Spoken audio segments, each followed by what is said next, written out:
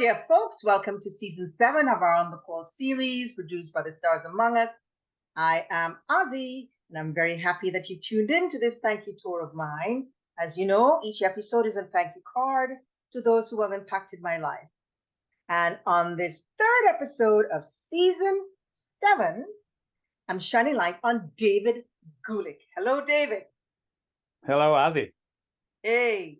So I want to start this conversation a little bit differently than I normally do. And because when we met back in the day, you were involved in surfing quite a bit. Yeah, that hasn't changed at all. And the reason that stood out to me is because some of the things that you'd said back then that you guys used to do, used to travel to dangerous, to surf the in dangerous situations. It was very much like my son when he was living in San Francisco, and he would be calling me at midnight to let me know that he's rollerblading down the hills of San Francisco with his buddies, right? So he's always like, I was always caught between like a prayer and like, yay! You know? So yeah, I think my parents probably felt the same for a lot of years. Because I mean, I started traveling. I mean, not to age myself, but like I used to have to. I remember being in the middle of nowhere, Australia, and having to buy a phone card to go find a payphone to let my parents know where the hell in the world I even was. And there would be large gaps in between them hearing from me. And you know, they've never been to Australia. So in their brain, I could imagine what's going on. Their 20-something son at the time, out in the middle, you know, on the other side of the world. what got you into surfing? I mean, how did that start? It's funny, I grew up in the suburbs of New York City, so it's not even like it was just something that was in my world. You know, I didn't have friends that did it. It was, I think I saw it on TV when I was younger, and when it was just one of those things, like ESPN back in the day used to have these things. They were called Hot Tuesday nights, and it would be like very much like a California lifestyle. And I remember seeing surfing, and it was just like, I'm going to do that. And then once I finally did it, it was like, yeah, I was right. I'm going to do this for the rest of my life. Because then later on, I mean, you went to university and you graduated, you know, with a mechanical engineering degree, but you're still surfing all that time? So funny thing is, that was in Pennsylvania, which was still, I don't know, an hour and a half, 2 hours from the Jersey Shore would have been the closest beach. But funny enough, the group of friends I fell in with, one of my best friends was from Southern California, played on the volleyball team at Villanova, and he didn't have a car and I did. And he became one of my immediate best friends. And yeah, we would, every chance we got, we'd run out to the Jersey Shore. And then when we get breaks in college, I went out to Southern California. We drove down to North Carolina where my grandparents had graduated, you know, or had retired, I should say. And when I finally graduated college, you know, most of my engineering peers went and got, you know, real jobs. And my brain was kind of like, well, I have the whole rest of my life to work. He went back to Southern California, had the house that he grew up in to himself. He had like 6 brothers, and his family was back on the East Coast for the summer with some family. He was from a really big family. And so he was like, why don't you just come out to San Diego for the summer and we'll just surf and get jobs at like the county fair or something like that, which is what we ended up doing, and just eat tacos and surf all the time. I was like, you know what, that sounds like a perfect way to wrap up. You know, an engineering program is a pretty intense program. Like Villanova was a 4-year program, so even more intense. But I was like, you know what, that sounds like the perfect way to spend my summer. There'll be plenty of jobs when I get back. I'm not worried. I got the piece of paper under my belt. Like, I'm good. So with all that, how did you, I mean, with the traveling, because you guys went to some crazy places. What's the most exotic place you've been to surf? Yeah, you know, to me, everything was exotic because, again, like I graduated college in '97, and like the internet was like a shell of what it is today. There was, you know, so everything existed through magazines and videos. So like old beat up VHS tapes that I'd watch over and over and over and over again. So it was just, I had these magical visions in my head and all these stories, you know, whether real or imagined, of these faraway lands with these perfect waves just peeling off. And yeah, I think it just like, I also, it's funny looking back, I think this maybe had something to do with it. On my dad's side, both, he had a brother and a sister, and my aunt had married, her husband worked for British Airways. And so I would see them, they would always come back with weird souvenirs from me from all over the world. And then my uncle, who funny enough shares this, we share the same birthday, 20 years apart. He had a place in the city, and that was my version of New York City. We called him Uncle Weird. And because same thing, right? For work, he was an artist and an architect and a furniture builder and a photographer, and like, you know, he was more like went the creative route, and was same thing. He was getting all these amazing projects all over the world. So that became kind of my version of normal. I was like, wait, I don't understand people going into jobs. I'm like, my aunt and uncle are doing living these really exotic, cool lives. I'm getting all these weird gifts from all over the world. I want to go to these places. Right. Right. Question: have you ever ridden through one of what they call a tube, I think? Yeah, I'd say there's two goals in surfing. Not that it's goal driven, but like there's two things that once you experience them, I think it changes your world forever. You essentially, all of a sudden, everything becomes about doing that thing again. And it's getting tubed, getting barreled, you know, whatever you want to call it, or riding the nose on a longboard. When you're riding the nose, there's no board in front of you. It's like you're walking on water. When you're in the tube, it's, you know, that weird little room made of water only exists for like a split second, and you're the only one that'll ever experience that little moment, and it's almost as if time stands still. Because when you see that on videos, it seems like it goes on forever and ever, and you're in there, cocooned almost, right away. Yeah, for the most part, it happens pretty quick. I mean, there's guys now that are just, you know, they're just expert barrel riders. Like that's just what they do. They're just so comfortable. But it's, you know, to do so, they have to put themselves in waves of consequence. It's not like every wave barrels. It's, you know, for a wave to barrel, it has to go from really deep water to really shallow water. And that's what forces it to break the way it does. So there's usually a lot of consequence on that. It's definitely not something that everyone will achieve in their life, but once, you know, if you ever do, even if just a small glimpse, even if you don't make it out, just like getting that view, all of a sudden it's like, oh my God, I want to do that again and again and again and again. Have you ever had any encounters with sharks? Yeah, I think it's almost impossible not to. Wow, that's really, and this whole idea of traveling toward bad weather, what is that about? We're not traveling towards the bad weather, but the bad weather is what produces, you know, disturbances and winds and things that make waves. Same thing for, you know, I do the same thing in the winters. I chase snow more than I chase waves once it gets cold. And, you know, we need storms to produce snow. Before I move on to the next topic, because I think that whole life that you had must have been one of the most freeing, or you're still having, but it's one of the most freeing experiences.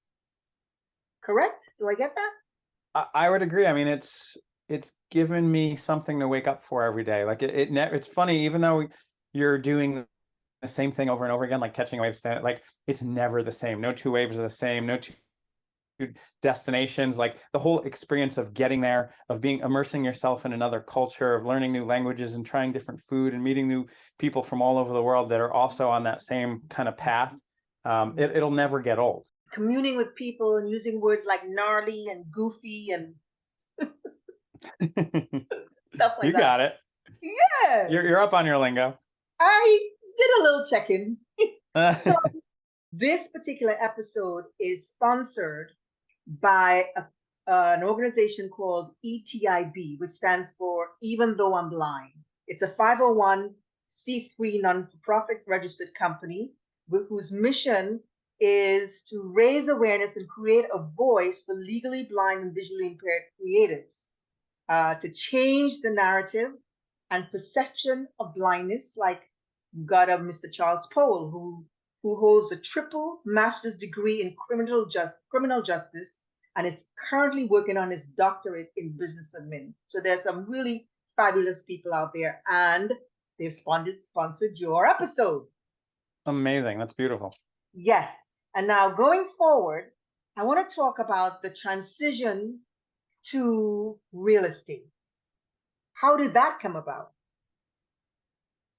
I think it originally came about. So real estate is what I do full time now, but it's not the first time I've done real estate. I actually got into real estate about 20 years ago, probably in my late 20s. Yeah, that's, math checks out. Yeah. And it was almost, I think it was just me using my engineering brain again. I was bartending in nightclubs at the time, which was what paid the bills for the most part. But I've always had side projects. Most of them were treated as such. It was the first time I had one that wasn't just a creative side project. It was one that was actually kind of more of a for-profit, for lack of a better term. Yeah, it was more of a for-profit, and the end goal was just to fund my lifestyle. It was, right. I realized, you know, I don't want to ever be dependent upon anyone else to live the life that I want. So it was kind of a way to, like, the way I saw it was I was going to self-sponsor myself without being tied to a job like most people. So, you know, the goal was passive income.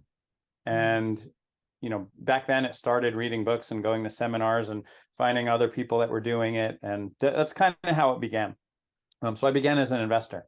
And you've gone through some trials and tribulations. So you tell me a little bit about that. At this point, they're badges of honor. I've lost it all twice in my life, and it's kind of like, you know, those stories are kind of what make you who you are. You know, how you deal with challenge, you know, is what builds character. So now, with reference to the bartending end of things, because I know you spent a good time with your bartending, and I think from what I've read, you have made alliances while you're doing that have affected your business, right? I think I've always been interested in people in general, and that was a way for me to escape the monotony of being in an office. It was just a very social work environment, and it was, I think overall bartending, the lifestyle was just, you know, I was throwing a party. It was, you know, arguably you could get people at their best, at their worst. I mean, alcohol affects people differently, but in general, I looked at it as I was on stage in some of the best, you know, venues in the world, arguably, between New York and the Hamptons. And, you know, I was like center stage at the best party in town. And so, you know, what's beautiful about that is a full-time schedule as a bartender in, you know, the big nightclubs is roughly 2 to 3 nights a week. So it afforded me an amazing balance of time and money that I think most people struggle with. And so with that much time off, you know, you don't get to necessarily build the real relationships behind the bar, but you do, in the sense that, like, you know, you give people a good time, you see them again and again and again. But what happens is now, like, through doing that repeatedly, you know, you kind of get to know each other a little bit. But then, like, with all that time off, it's like, hey, what are you doing? I don't know, what are you doing? And then all of a sudden, you know, they see you at the next spot and the next spot, or like you're both out together, or like I would randomly bump into someone. Like, you know, the common thread for me has been nightlife was one major, like, kind of like door opener. But then it was really the surfing and snowboarding that kind of like sealed the deal on a lot of friendships. And we would just find ourselves in similar places with the same end goal. And that was really what kind of just opened my world up, because it would attract, especially in New York. You know, New York's not a small town. We attract the best of the best from everywhere in the world across multiple industries. And what's interesting about the surfing and snowboarding world is they would attract the same thing, right? You know, it's such a diverse people from all different industries in New York that are sharing this common thread. And then, you know, we're just in the ocean together. So, you know, nightlife was definitely part of it. And I think, you know, that common thread of surfing and snowboarding also helped kind of solidify a lot of relationships. And then that brings me to Media Wave. Tell me a little bit about why that began and some of the fun things that you do on that, with that. Yeah, so Medium Wave Dave is, you know, it's a bit of self-deprecating humor. It's a couple things. Number one, it was finally accepting that I am now middle-aged. And so I was just kind of like a little rebrand. But part of the joke is that, pretty much any Dave anywhere in the world that surfs gets the nickname Big Wave Dave. I don't think Oh, there's any little wave. Maybe there's a couple little wave Daves, but as far as I'm concerned, Big Wave Dave may be one of the most common nicknames that exists. I don't know one that's more. Maybe John's become Jack. I don't know, but so the funny thing is, like, any Dave that surfs is a Big Wave Dave. So it's like super common. And you don't know it, I guess, unless you know a lot of surfers or Daves that surf or whatever. But it came from a friend who, you know, once I think I probably turned 40, and he was like, can you still be Big Wave Dave, or do you have to go Medium Wave Dave? And it just kind of stuck. It was so funny. And I looked it up and I was like, oh my God, that's really funny. Like, I'm cool with that. Like, Medium Wave Dave is like fun for the whole family, right? It's not threatening. It's not, you know, it's very bite-sized and, you know, chewable. But yeah, it was funny because social media had become a thing, obviously, already. And I couldn't believe that, like, there was no .com, there was no Instagram, there's no nothing. And I snatched it up right away. And I just, it kind of just became, I realized the power of having a personal brand. And it just kind of stuck amongst multiple friend groups. And I was like, you know what? I'm never going to be confused with any other Dave ever again. And if I could put a smile on people's face through this, like, that's a win for me. So I just kind of stuck with it. Not that I've abandoned David Gulick. I mean, it's my name, but like, when people introduce me, it's like, oh, you know Medium Wave Dave? Or you know Dave? Oh, which one? Medium Wave. I'm like, oh, okay. So it's like, now I have me, you know, jokingly, from 20 plus years in nightlife and curating music forever, I have I started Medium Wave Radio as like my unofficial radio station, which is basically just a bunch of Spotify playlists. You know, I want to do some co-brand things that I think will be really fun with friends that have brands. You know, I think the possibilities to have fun with it are fairly limitless. And so, yeah, that's kind of where Medium Wave Dave when comes I from. checked it out, I mean, to see you in some of those outfits, the Easter Bunny ears, the jokes that you make, and there's a twist with that because you bring in your drinks, right? And the way you mix the drinks, and then you have your Oh, no, playlist, your music. you're It's like going a way whole back to show. COVID. Yeah, I went all the Yeah, way yeah, back. you're going way back to I went all the way Wow. back. I think I've pulled all those down, but they still exist. But Yes, yeah, they that do. was when the world shut down. It was just kind of a way to entertain my friends after years of funny stories. Because you know how, like, you get in your version of normal, and you know, you sometimes forget that, like, my version of normal is not everyone's version of normal. I'm arguably, you know, not to toot my own horn, but I think most people are fascinated by the life of a bartender, let alone a nightclub bartender in New York City, in some of the top spots. So it was kind of just a way to, like, you know, take the piss and have some fun and entertain my friends and let a few stories out and, Yes. you know, make Love some the drinks when stories. we're all sitting on our butts. Yeah. Yes. Love the stories, love the mustache stories, love the hairdos. Sometimes it was great. Great fun. Really great Yeah. fun. Really great fun. I So appreciate that. you still doing it now or not? I'm not. No, it's funny, right? You run out of hours in the day really quick. I had the opportunity to go full time in real estate finally. I think hitting my mid to late 40s, I think I was craving a change. I realized finally that, like, and not that I had done everything there is to do in bartending, but like, I had kind of done everything there was to do in bartending, Right. at least for me. You know, there was nothing left new and exciting about it. And I was fortunate to work with amazing teams and amazing venues and have, like, a ton of fun and just, like, have an amazing lifestyle. But I was ready for what's next. And part of that was ideally home ownership. And you know, while I had a very good balance of time and money as a bartender, like, there was no upside. I was never going to be a homeowner. And I think I was ready for that in my life. Right. And so, yeah, real estate was kind of part of that journey, that Right. transition. Well, I have been, you know, you're a very special person in my life. You stepped up in my life where not many people since then have. There have been a few, but where you stepped up was has stuck with me in my heart. And till today, I can remember every single moment of our meeting and then you're stepping up and how you did it. I still remember you on that skateboard. So you are, it's so hard to even explain, but you're a part of my heart. And I needed to say thank you to you. I'm getting all emotional here. Hang on.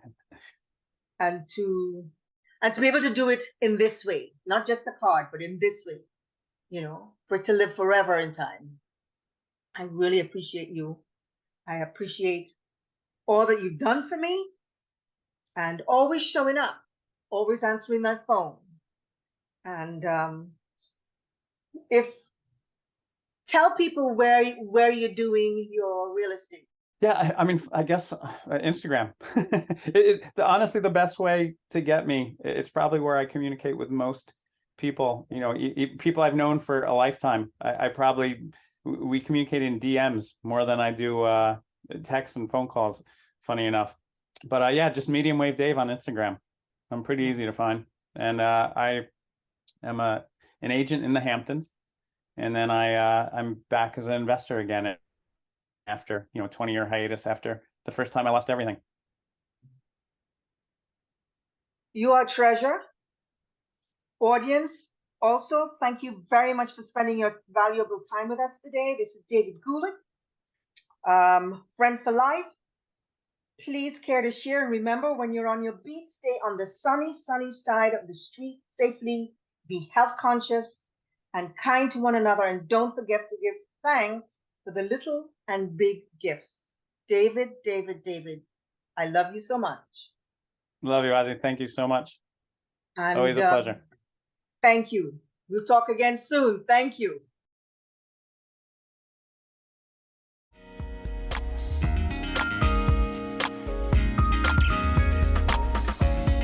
Hey there, supporting us at anchor.fm/Aussie Stewart. That's ANCHOR.FM/Aussie Stewart. And don't forget to subscribe on our YouTube channel at Aussie Stewart.